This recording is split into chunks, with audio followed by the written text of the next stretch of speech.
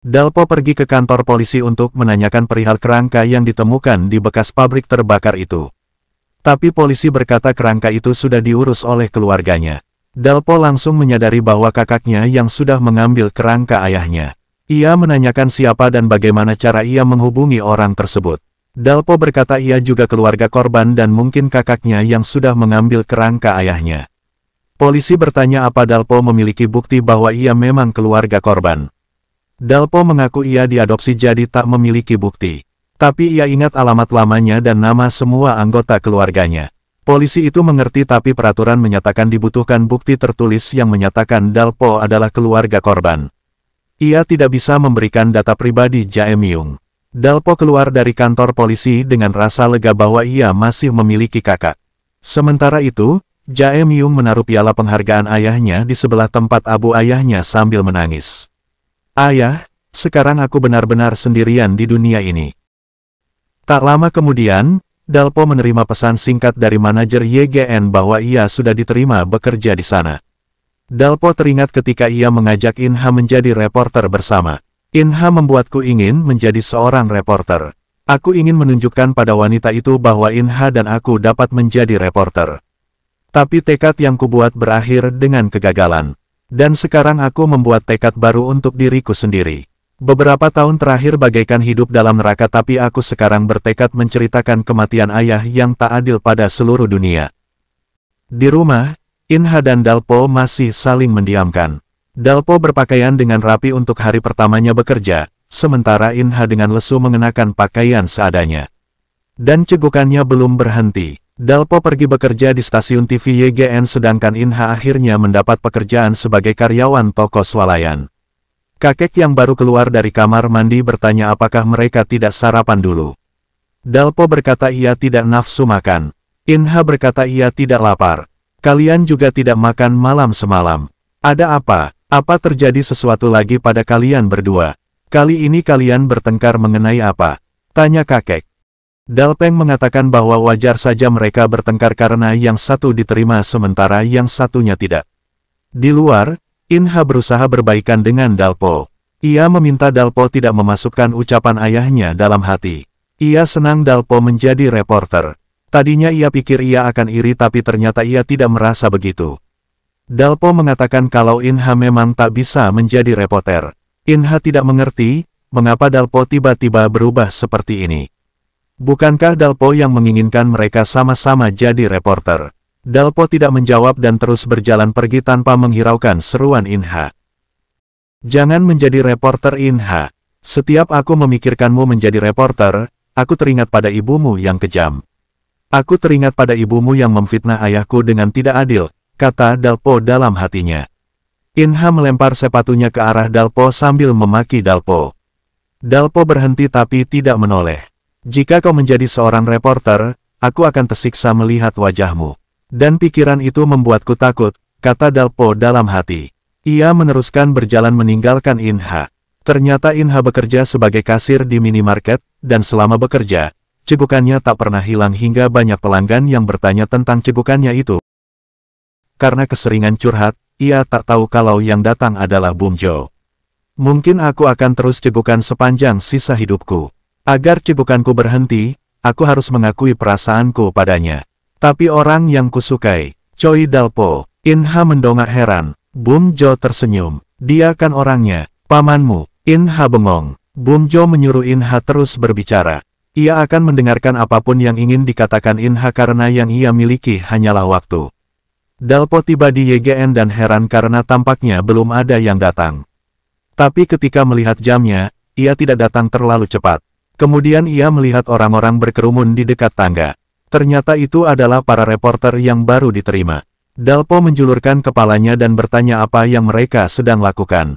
Mereka ternyata sedang berbagi informasi mengenai siapa saja yang ada di YGN. Salah satu yang harus mereka waspadai adalah reporter Yang Hyun Gyu dari area Sungai Han. Menurut rumor, ia dijuluki Yang Kepo karena selalu ingin tahu urusan semuanya. Selain itu ia juga bertemperamen jelek hingga tidak ada orang yang ingin berlawanan dengannya. Menangis akan membuatmu ditandai. Dan begitu kau ditandai, reporter yang menyuruh mereka mengikutinya. Semua menurut. Tidak apa-apa, Yorae. Yorae menenangkan dirinya sendiri dengan mata memerah. Kau belum menangis jadi kau belum ditandai. Tidak, kau belum ditandai.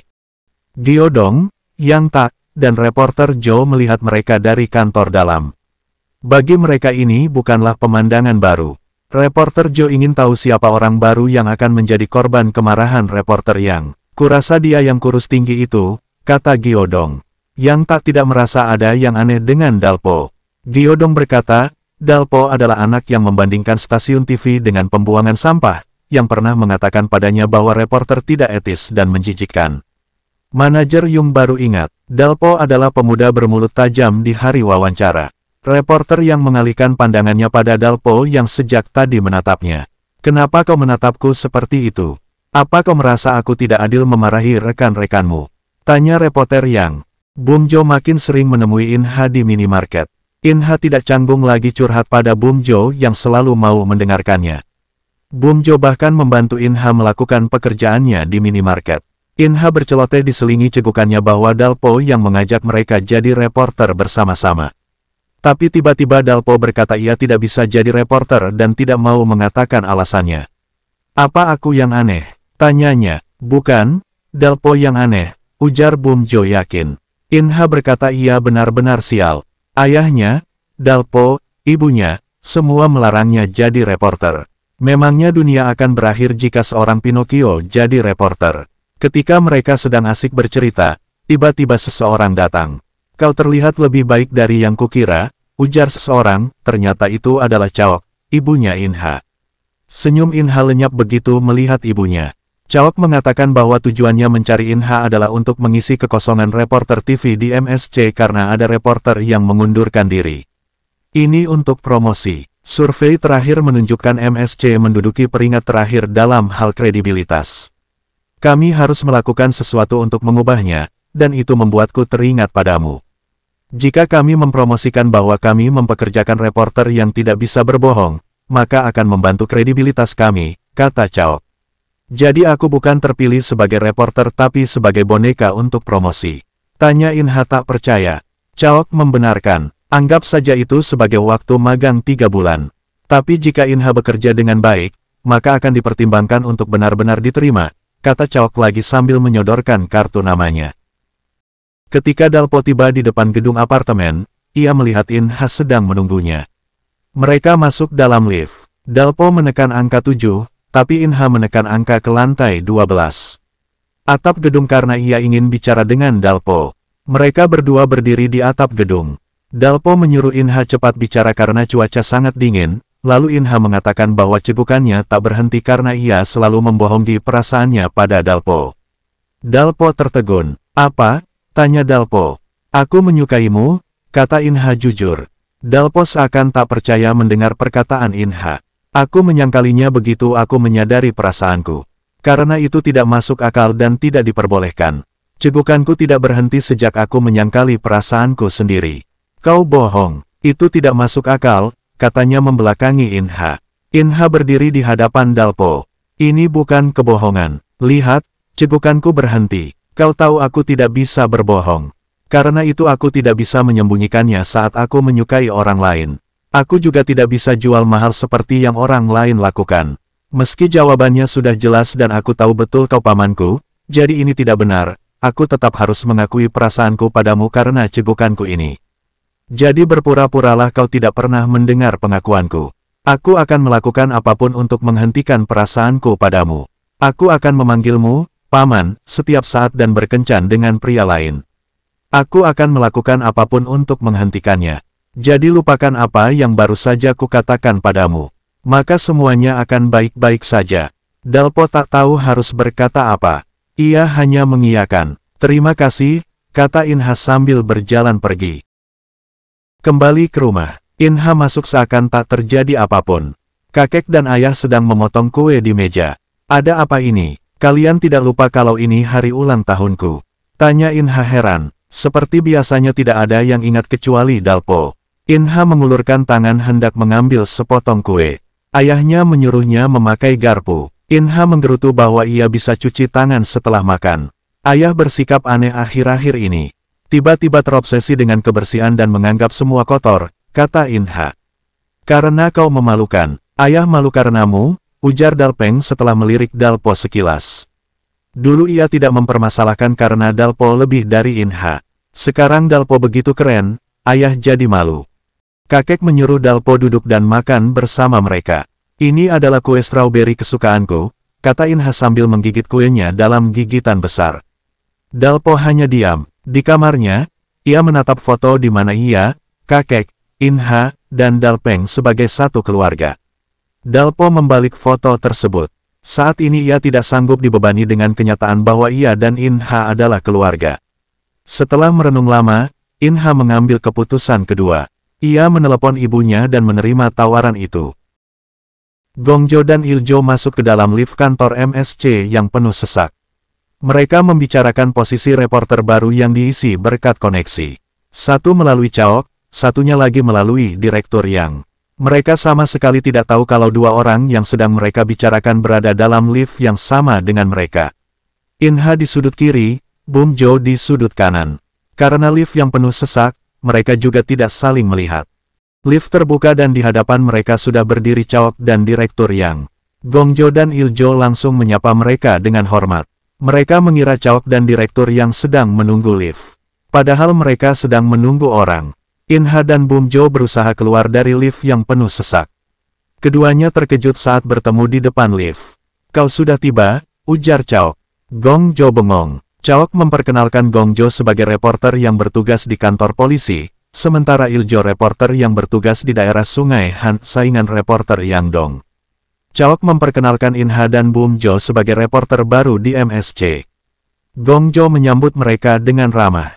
Berlawanan dengan kata-katanya di lift tadi.